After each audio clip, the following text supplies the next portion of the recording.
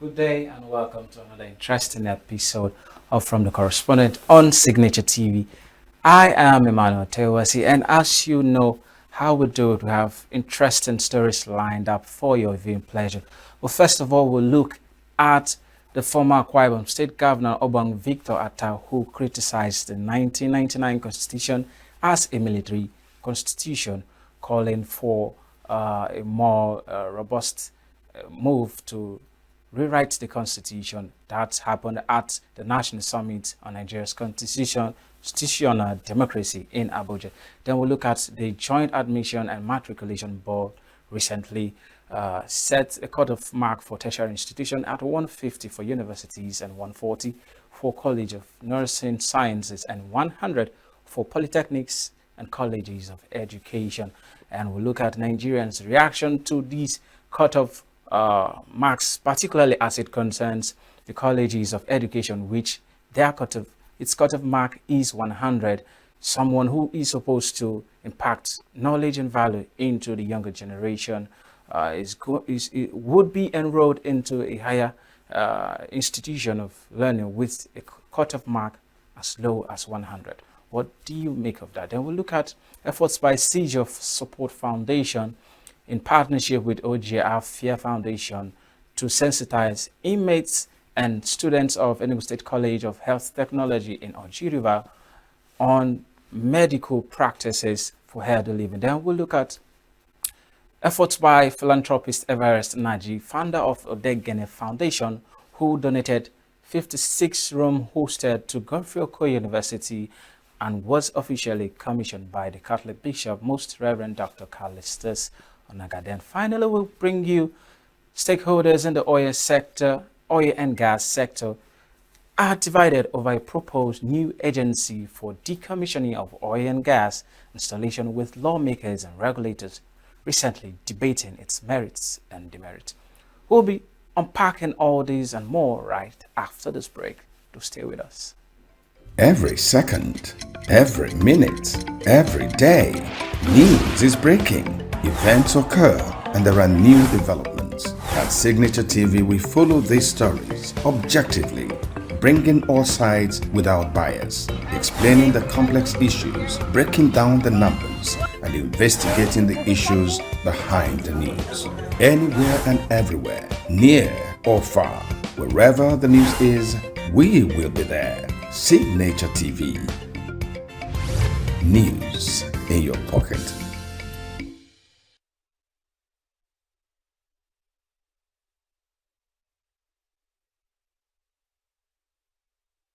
Welcome back. If you're just joining us, this is From the Correspondent on Signature TV.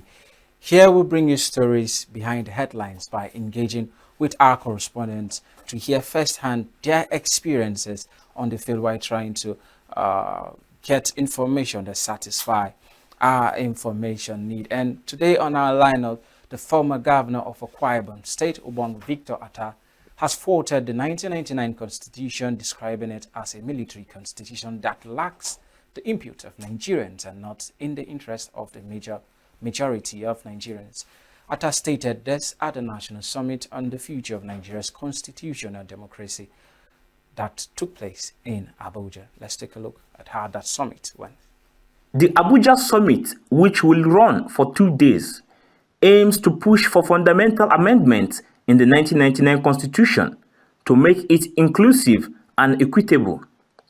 Political leaders, patriots, intellectuals, and interests from across the country are taking part in the Abuja Summit. What's going on this week is just like a climax. This thing has been going on from various zones. All the 6 zones have had cause to come together to evaluate, to make comments, to make suggestions.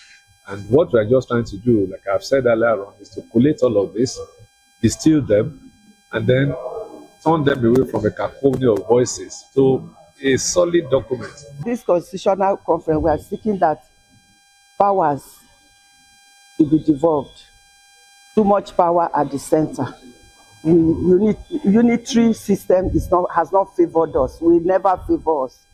We are a federation, and so the federating units must have enough power. Where are the groundnut pyramids?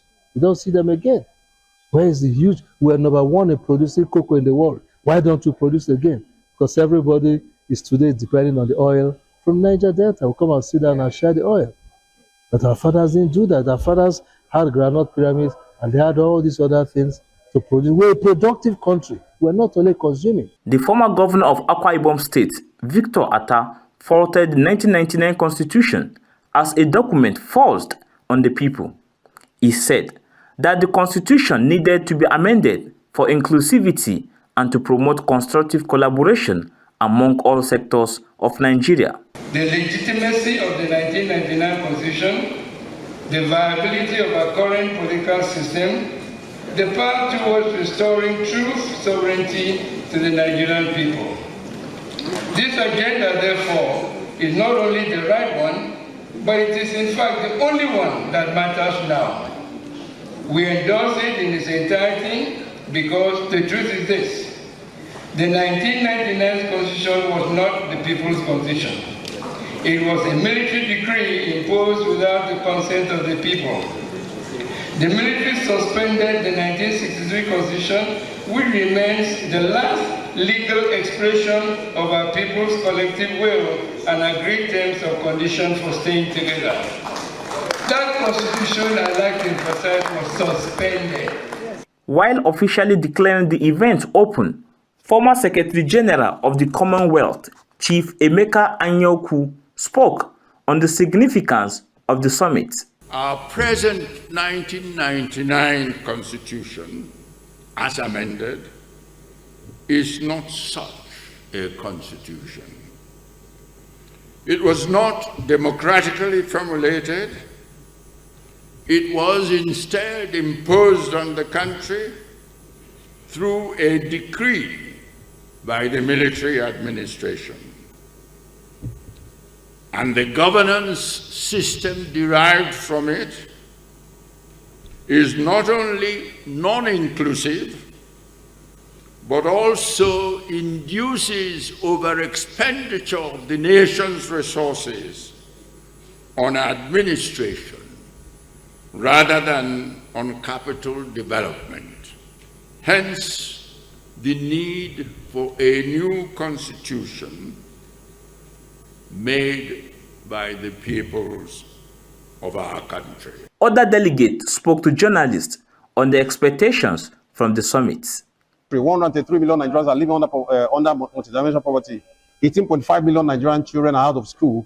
More than 70% of these numbers that I just shown out are children with disabilities and people with disabilities. And there's a correlationship between poverty and disabilities. Whether it is the present constitution, as imperfect as it is, or a new constitution, if it stems out of platforms like this, it doesn't really matter if the operators of the constitution are not ready to live by the rule of law. So it is very, very important, value reorientation and, coming up with handlers who will see the constitution as not just an ordinary document, but the very document that creates our existence, creates all the organs and the institutions within the federation called Nigeria. I believe women already are 50% of the population anyway. And to find that in the National Assembly and in many other positions, we find women in very almost skeletal positions. This needs to be done and things need to be done to improve this. Also in terms of children, education, I believe education also needs to be placed in a more pivotal position than it is now, especially for childhood education. The objective of the National Summit is to create from the present constitution a new document that speaks to the aspirations of Nigerians across all regions and institute a governance structure that frees the potentials of the black man's most populous nation. In Abuja, Nasiru Usman reporting for Signature TV. The Joint Admission and Matriculation Board, Jamb, recently announced the cut-off mark for admission into tertiary institutions in the country, while minimum cut-off mark for universities admission is put at 150. The cut-off mark for polytechnics and colleges of education is 100. and 140 for colleges of nursing sciences. Correspondent Nasir Usman took to the streets of Abuja to get Nigerians' view about this development and as it pertains to the quality of education in the country. This year's entrance examination, organized by Jamb for admission of candidates into tertiary institutions, has witnessed some controversies. First was the issue of alleged glitch that was said to have happened in Lagos and Southeast states, which resulted in abysmal performance by candidates, which compromised some results, with nearly 80% of students getting low grades. The low pass rate sparked widespread outrage, especially after one candidate took her own life, following which the Jamb registrar, Professor Ishaq Oloyede, apologized in tears, leading to some candidates being made to sit for the exam a second time. As registrar of Jamb, I hold myself personally responsible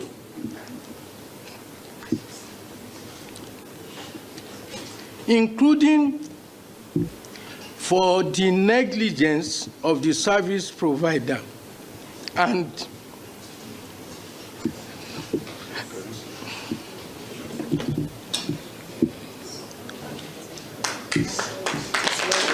for the 2025 UTME, Jamb has set a minimum cut-off mark of 150 for university admission and 100 for polytechnics and colleges of education, with institutions given the leeway to set higher cut-off marks for specific courses.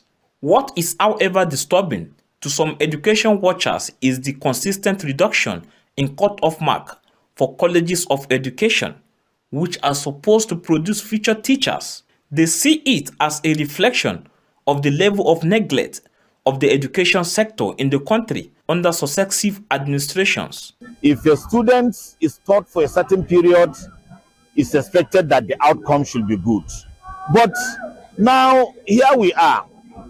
Instead of the Jamb to make the cutoff mark for entering into the training institution higher, because for somebody who will teach the ones that will teach the younger generation, of course, you can't give what you don't have.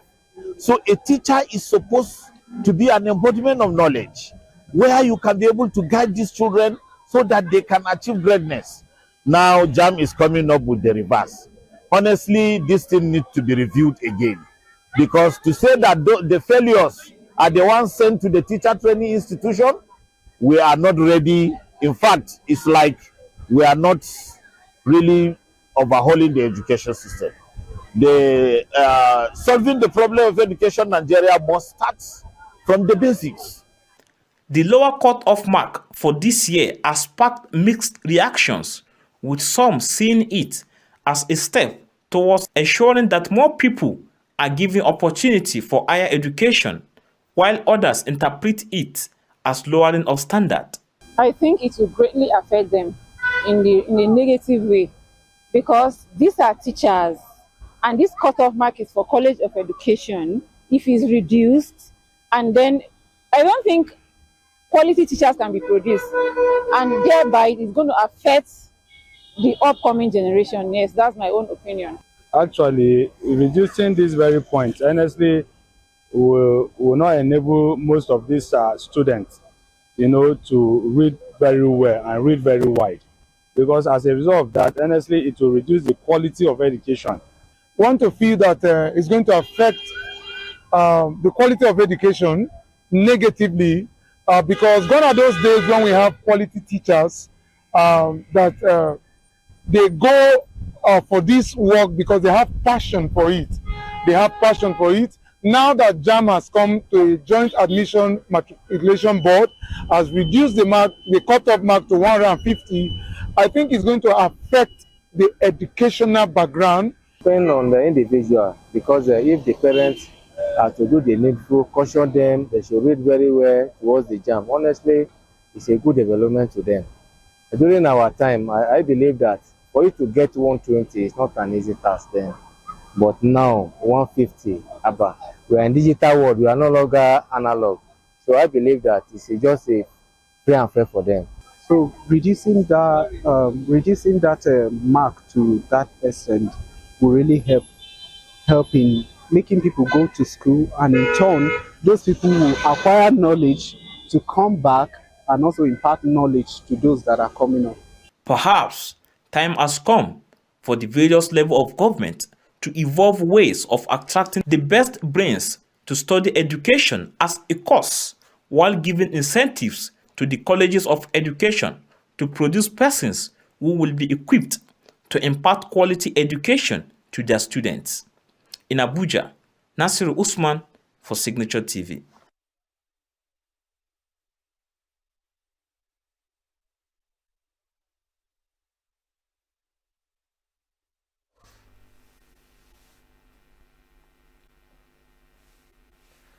Following this development, Nigerians are now calling for a critical review of the benchmark for colleges of education, arguing that the institution responsible for training future teachers, lecturers, and educationists should not be undervalued, as they remain a cornerstone for national development. Many Nigerians perceive College of Education and Polytechnics as fallback options for students who fail to meet university admission requirements. However, this perception may be misplaced, as both institutions play distinct and vital roles in national development. Colleges of education are particularly crucial as they produce the teachers who nurture the future generations from basic to secondary education. The consistently low admission cutoff marks for these colleges have raised concerns, as citizens argue that such policies may unintentionally devalue the teaching profession. How relegating education to as low as 100? Why would you want that kind of person with such kind of mentality to teach the students when they graduate?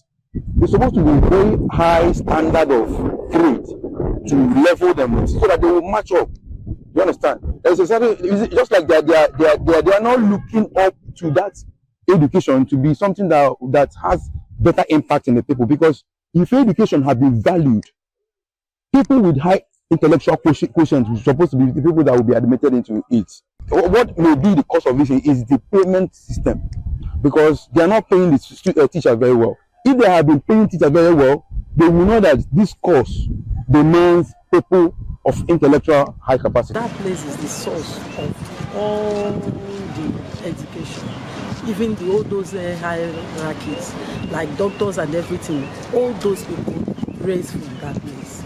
And it's supposed not to be so. That place is supposed to be the pipeline. That's supposed to be the energetic, the power of the education. But it was not so.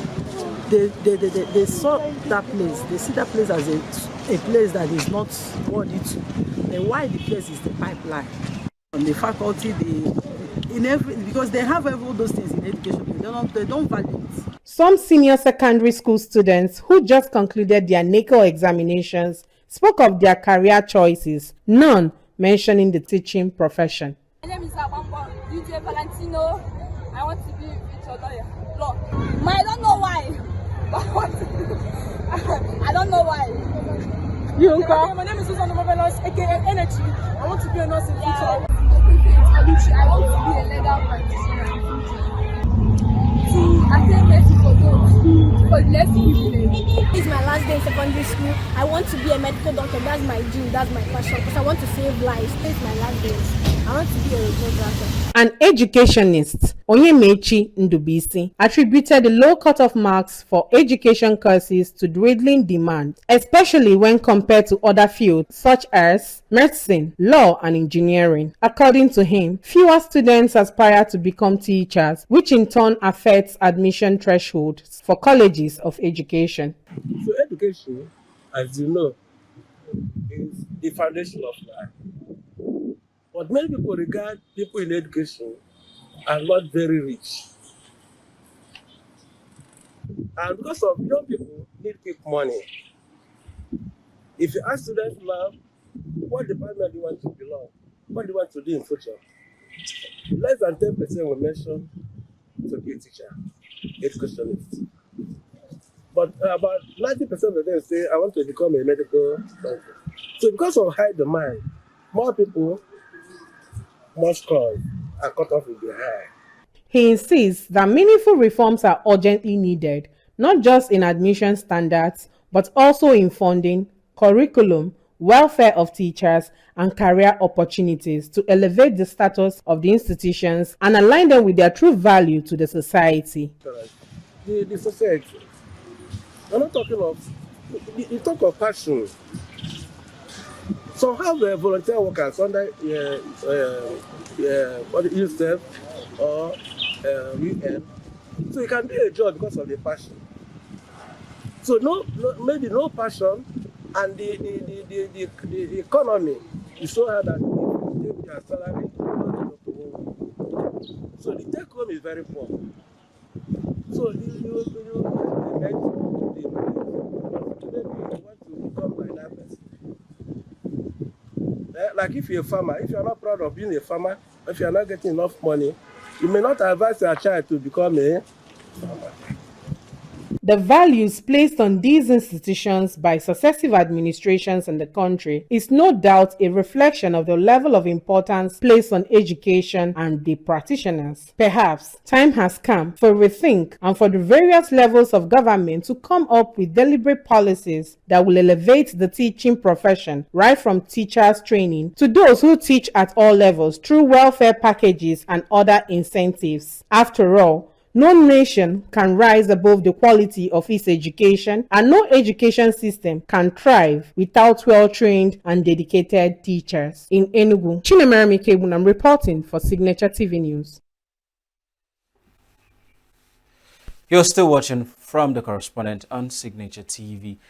This is where we look at stories behind headlines and appreciate the efforts that goes into sourcing, packaging, and disseminating information. We pay attention critically to human development stories in order to appreciate what the reporter or correspondent experience on the field. Today, I'm joined by our correspondents from Abuja, and here in Enugu with me in the studio is Chinemere Mikebunam, who is our Government House correspondent, who will be talking to us about this cut-off point for institutions and colleges. Then on the phone I have Nasir Usman all the way from Abuja, who will also be talking to us about what Abuja residents think about this cut-off mark and the National Summit on the Constitution reform in Abuja. Nasir, thank you so much for joining us. Yes, welcome. All right, so Chinemerem, let's begin with you in the studio. It's quite shocking that education, which is being marketed to us as the most valuable, highest achievement one could attain as a young person. I remember growing up, I wanted to do a side business. You know, just deviate from school, and but my dad would say you need to go to school. Yes, at some point I graduated and got a job. He insisted, no, go further. You don't need a job. You don't have, I take care of you, blah blah blah. You know. Then we just discovered that the cutoff point for those who are supposed to be teachers, who are supposed to impact value into the younger ones, is the least among all cutoff points. First of all, as a person, looking at our system, we are the only country who have so many bodies. You need to write WAEC, NECO, Jamb before you get an admission into higher institution. Looking at a holistic picture of our education system, what do you make of this recent cutoff point based on what you got from the people you spoke to outside? Okay, let's start with what is actually the need for this Jamb entrance. Because growing up, I know that we write WAEC as an examination to see us through, that we are over the next level after your SS3 class. Yes, you write an entrance called WAEC examination. Then the Jamb basic conjoint matriculation examination. It's more like where students are being scored, and courses also given from what they get. And now you now see a situation where these courses that are given, you write exam, you see dumb, or let me not use the word dumb, like, you see those that come out with a low score, asked to go to either any of the polytechnics or college of education. That is where they fall back to, because universities are always of, most especially federal universities, having this high score. Then you begin to wonder, is college of education or the polytechnics actually meant for students that are not well equipped with knowledge? Let me go with that. But then again, taking what polytechnic, this is polytechnic when you talk about technical knowledge and all that, and take college of education, they are meaning what they are meant to portray is totally different from what the society we belong in, the Nigerian society is taking them to be. Because now you see Jamb Jamb directors now giving it a different meaning, where they now tell you that federal universities take that of probably maybe 200. It's even, this is the list we have, like 150 is the least. Normally they will tell you federal universities or state universities 200 is always their cutoff mark. Then you see 150, 100 for polytechnics and college of education, which if you look at it, I was talking to someone and he said it's because of demand. When demand is kind of low, because everybody wants to go into university, everybody wants to go into federal university, or find themselves in states, because even with the federal and states there's also that kind of we like call it rush. There's this rush in federal that is not common in states. That is why we always have states as the second choice. So I think it's something that has to do with the way Jamb has actually positioned it, and it needs to be looked into, because if you say that colleges of education is where you train out or you churn out teachers, those that will teach these professionals, then you should also look at the structure that you've actually laid for them, because I think it should go beyond. College of education now should not do with the cutoff mark, it should do with the passion, because it's not everybody that goes into college of education that comes out becoming a teacher. Well, but most people see polytechnics and colleges of education as a soft landing. If I apply for a university course and I don't get it, instead of sitting back for 1 year, let me just go do a year or two, but that has to do with the whole educational structure of the country. But then I want to ask you, while you were on the field seeking for information, I believe you might have made efforts to communicate with Jamb authorities in Enugu and other professionals in the educational sector. What did you find out about that before we go to Nasiru, who is waiting for us? Okay, like I said, I tried reaching out to the director here in Enugu, and she said she could not talk. Reasons because they are all government workers and they are always restricted to talking to the press.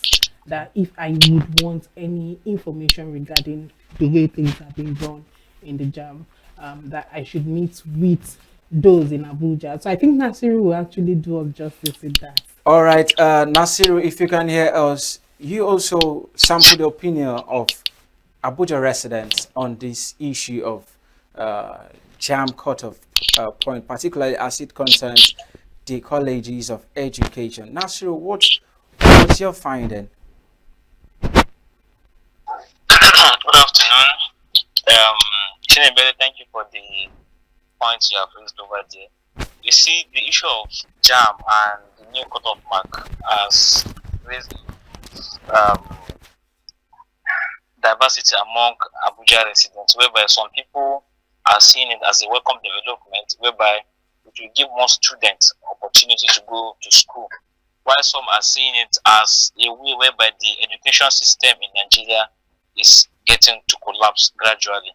Because, if you remember during the press conference held in Abuja here at the Jamb headquarters, whereby the Jamb registrar, Professor Ishaq Oluide, was regretting why they had a lot of failure in their system. And from what we gather, it seems like there were 80% of students that are affected with low grade, especially in Lagos and some southeast states, whereby the student has to sit again.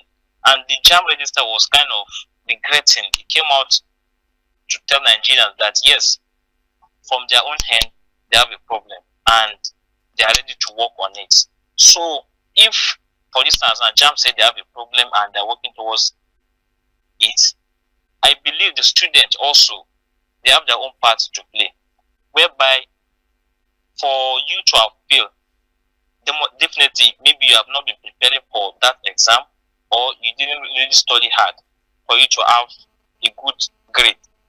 But if you actually study hard, for instance, just like Chinemere said, during WAEC and NECO, you have to like sit down, study hard to make sure that you have your 8 or 9 credits for you to enter the higher institution.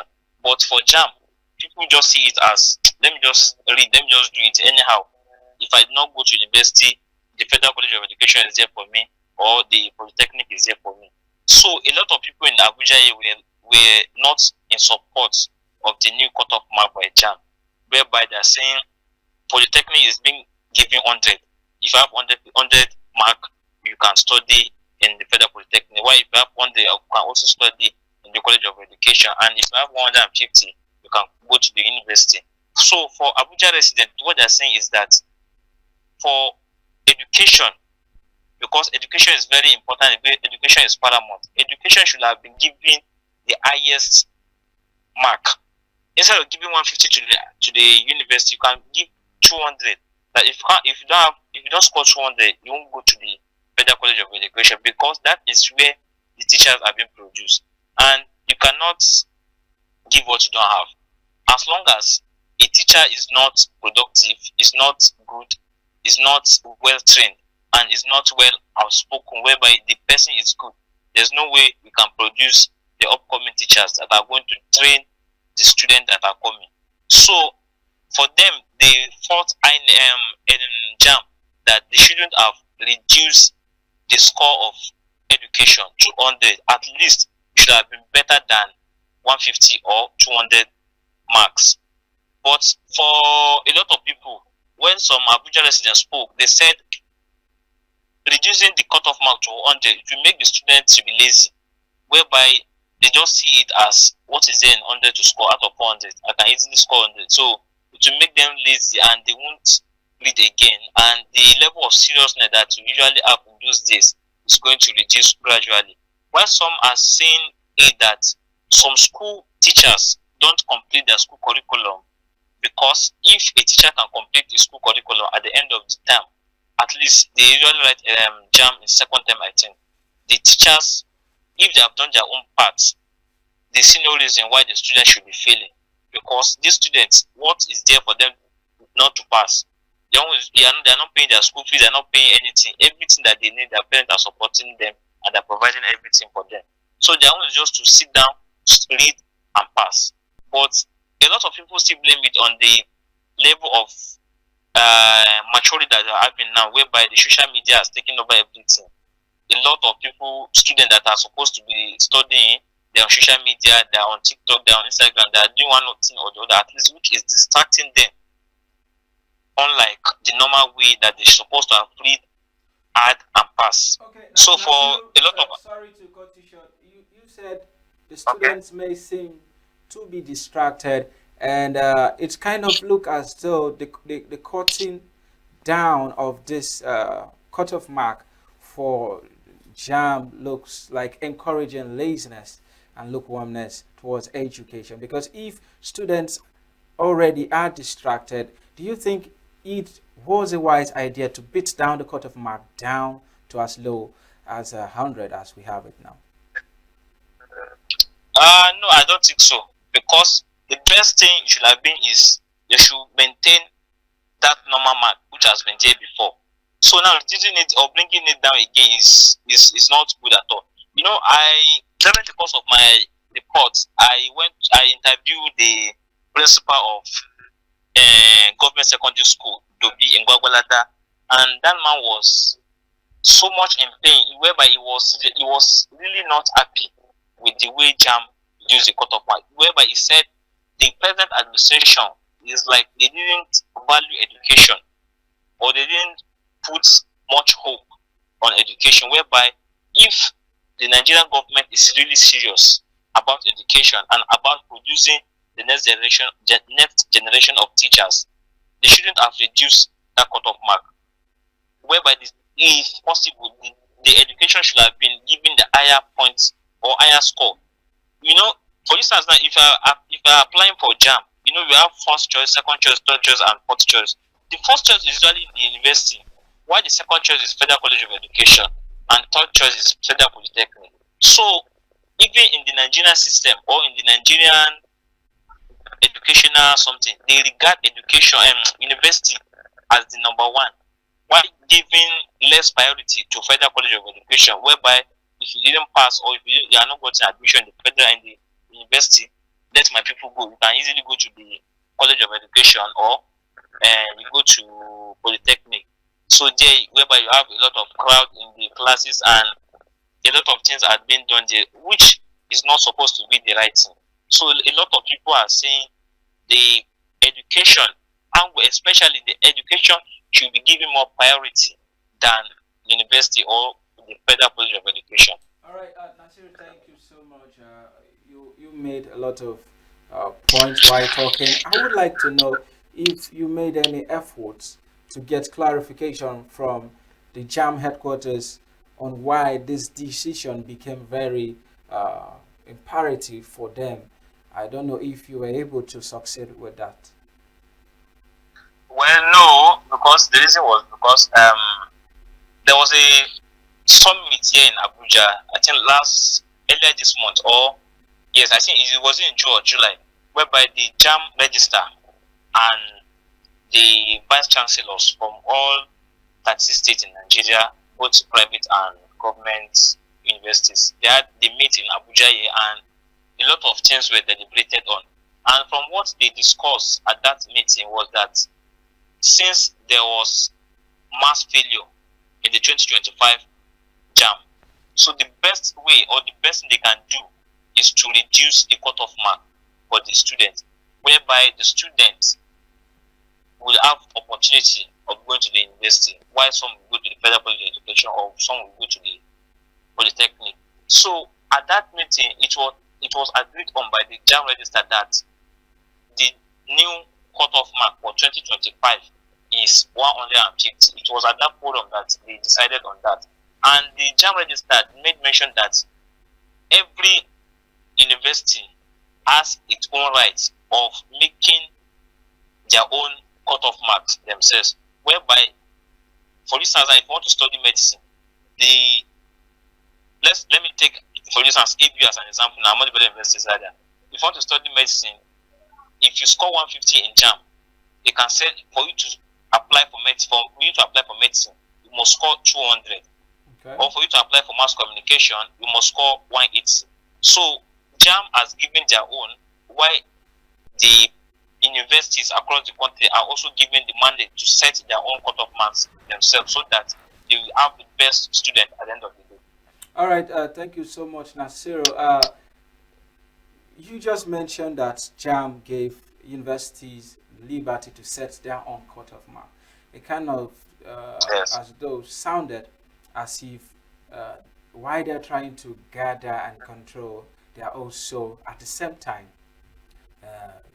making it a loose end, because if Jamb said cutoff mark is 150, then go ahead to give universities the opportunity to set their own cutoff mark. Do you think this whole issue of cutoff mark in the first place will even yield result? But before you answer, Nasiru, please let me get Chinemerem's view on this before I come back to you. Please stay on there. Chinemerem, please. The cutoff mark, new cutoff mark. Jamb has said 150, but then went ahead to give universities the opportunity to set their own cutoff mark. Don't you think it's a loose end in terms of what the educational sector is already experiencing, do you think it will yield any positive result? Why not have a uniform cut-off mark in the first place? Yes, from what you're saying, I still believe that universities also have their own standard. I mean, you cannot be telling a University of Ibadan to be looking at 150 as their cutoff mark. So I think universities, also giving the universities opportunities to also put their own cutoff mark aside what Jamb has already done is, trying to maintain the standard of these universities, because education, like I said, is something that is a serious thing. It's not something we should look at, take it as the unseriousness of the society, even when the society happens to be unserious, like Nasiru had earlier mentioned about, social media taking over and all that. Universities also have standard, and they should flow with that standard. I believe in your report I saw you talking to students, based on what Nasiru said about distraction, social media. You engaged the students. Yes. What was your line of conversation with? How did it go? Okay, I engaged with students of the SS3 class, from the SS3 classes that just finished their NICO examination. Okay. And from what I saw, you can also see this influence of this society thing, because immediately they finished their GWAEC exams, they were not actually bothered about, how was the exam we just finished, right? And hope we were, well, checking out to know, what they have not really answered correctly and all that. They were all jubilating, pouring water on themselves and all that. And most of them, they don't really say that they want to go into the education angle. Some of them say they want to be a lawyer, and they don't even know why they want to be lawyers. Oh. Yes, and it was very few of them that said, I want to be a lawyer because I want to be a mouthpiece of the poor, to speak for those that are not opportune. But I spoke to one, and the girl said, I want to be a radiographer, and all of a sudden started telling me, because I want to, when someone dies, I take their pictures and all that, So it's actually, I just saw a group or a set of, ignorant students that don't really, in the point of, going to the next level, defining their future themselves. They are still ignorant of what they want to be and how they are going to take these steps. I wonder why somebody would say she wants to be a lawyer, but she does not know why she wants to be a lawyer. But she feels she wants, maybe it's even the parental, influence. My daughter, you must study law. So she wants to be a lawyer. And, even with the parental influence, they have not been able to, because the society also has a lot to play. They have not been able to take these children through, like, I want you to study law. So I would want you to always go hang out with, with my friend that is a lawyer. I remember my parents always, trying to associate you with what you want to be, so that you start having that feeling, you start, associating, you start understanding where you're going to earlier in life than, what we are seeing now. So talking to those students, I think that we still have a lot to do as parents, as teachers in the universities and the secondary schools, because a whole lot still happen in the universities. University is just like a wall where everybody come together, interact. It only takes someone that has focus, someone that has vision, and is determined to actually toe the right path. Because if you don't have that knowledge, if you don't have that vision, you obviously not even achieve anything in the university, even with your high cutoff mark. Thank you so much. You've made a lot of points. It's so sad that you mentioned that someone who wants to be a radiographer just to take pictures. I don't know. I was trying to understand it. View of who a radiographer is, but because of time, we'd like to draw the curtains on this discussion here. Thank you so much for coming. Nasiru, if you're still hearing me, just a parting word in 60 seconds. Just what do you think should be the right steps in order to ensure that our educational standard does not get destroyed at this point? Because from what you told us about the summits and the decisions that they took, one would have expected a unanimous decision from Jamb and all the leadership of various universities across Nigeria. But then again, we have this disparity of, okay, this is our cutoff point, but if you want to set your own, you can go ahead. So it's something that we really need to recalibrate to actually ensure that we come at a common ground to ensure that our educational system does not get destroyed. Thank you so much for joining us, Nasir, if you can hear me. Thank you for having me. All right. Moving on, the seizure. All right. So, Chinemena, I would appreciate you as well. Thank you so much for your time in the studio. All right. We'll take a quick break, and when we return, we'll bring you reports from the Seizure Foundation, who, in partnership with OGR Fair Foundation, is sensitizing the youths on medical practices for healthy living. Stay with us. The program's continues after the break. With a population of about 36 million people, the Southeast is awash with stories. Every day on Southeast News, we tell the peculiar story of the Southeast and her people. Our Southeast should be the Silicon Valley of Nigeria. Their successes, achievements, and daily challenges.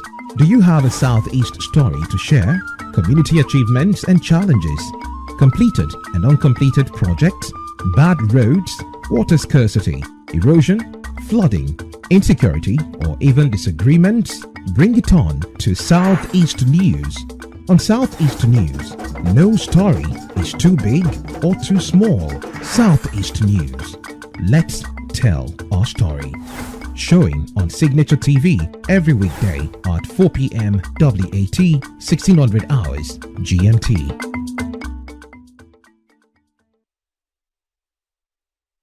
Welcome back. If you're just joining us, this is from the correspondent on Signature TV. The Seizure Support Foundation, in partnership with OGR Fair Foundation for Children with Disabilities, conducted a free seizure first aid and CPR training at the Enugu State College of Health Technology, Oji River. The Seizure Support Foundation also conducted a comprehensive medical outreach for inmates of the Oji River Medium Security Custodial Center in Enugu. Let's take a look at how that event went. Commissioned in 1992, the Oji River Medium Security Custodian Center was established to rehabilitate convicts serving light sentences. However, due to its location and limited logistics, inmates frequently face challenges including inadequate health facilities, insufficient food, clothing, sanitary wares, and delayed court hearings. This medical outreach by the Seizure Support Foundation and its partners therefore offered a rare opportunity for the inmates to benefit from vital services such as checks on blood pressure, pulse, random blood sugar, and administration of essential over-the-counter medications. Member for Oji River constituency in the Enugu State House of Assembly, Honorable Osita Eze, voiced concern over the living condition of inmates of the custodian center. A lot of things are lacking. Basic amenities, condition of living here is not satisfactory at all. So it's meant to be a correctional center, and inmates are struggling to live. So that's the impression of what I met here today. The infrastructure is good, but more needs to be done in terms of facilities and also what they need to live with. There's of food, there's of beddings, there's of clothing, and also health. He called on other non-governmental organizations and individuals to emulate the efforts of the Seizure Support Foundation by coming to the aid of the center, now housing 149 inmates, over and above the 80 inmates envisaged for the center. We are not going to leave everything to federal government. These people come from our various constituencies. They are our people. So it's going to be a collaborative venture. The federal government will do what they need to do, the state will do what they need to do. Then individually, community, churches need to put heads together to see that the purpose of bringing these people here is not defeated at all. So we have to collaborate with them. whatever we have in terms of medical, this will provide. In terms of clothing, like the sanitary wares, we need to provide some of them.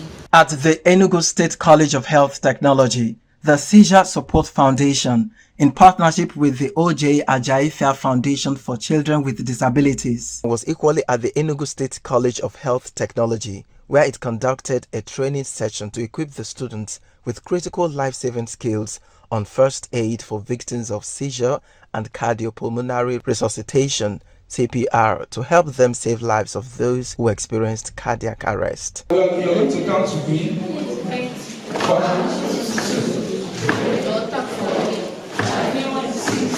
10. And then for the rescue breaths, you do what we call healthy chin lift maneuver, like you lift the head up. But you have to make sure that the person is not, maybe if it's a fall and then there's a case, you are suspecting that maybe the neck is broken. Just open the mouth like this. Open the mouth very wide. And then each breath you're making, make sure it's up to 1 second breath. You're not just doing. No, you're giving a deep breath that is up to a second. You need to stabilize everybody. Don't allow overcrowding. So utilize the crowd, make sure you stay calm. So while she's still checking, what's the next one? A, avoid restraints. To see issue here, a cocktail haka. In a minute, a seizure, checking. You need to go cocktail haka at that point. The muscles are free. So what do? You lift one of her legs, flex it up, flex the knee.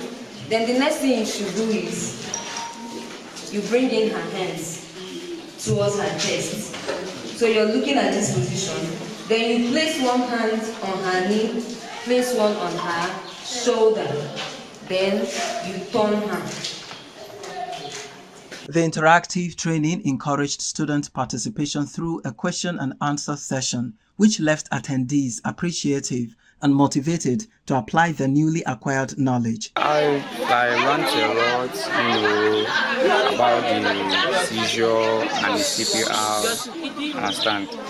This is just a life-saving technique that can, give to anybody. It can be emergency, even your brother or sister, anybody at all. So I learned, from the experience to practicalize how to, aid someone that is, a victim of the seizure. I'm so happy today.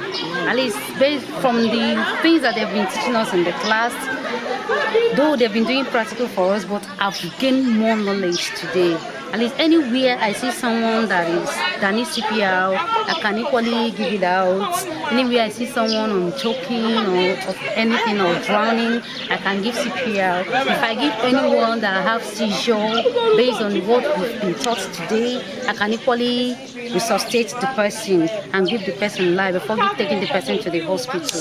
I'm so happy. I say more grease to their elbows. Executive Director of the Seizure Support Foundation, Dr. Chigi Chiagorom, shared her passion and motivation behind organizing both the training and the medical outreach. She expressed gratitude to all partners, especially the O.J. Ajayi Fair Foundation for Children with Disabilities, and supporters who made the initiative successful, underscoring the power of collective action in transforming lives. Purpose is birthed from places of pain.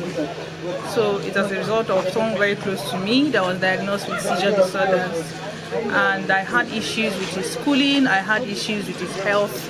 And I thought to myself, if I'm going through it, there are several others who are going through it as well. So that was how Seizure Support Foundation came into being. So we offer support, education, health support to children who have special needs, especially those who have seizure disorders. Yeah. I had a conversation with Reverend Father Ago. So he too is a humanitarian. So he handles prisoners' needs.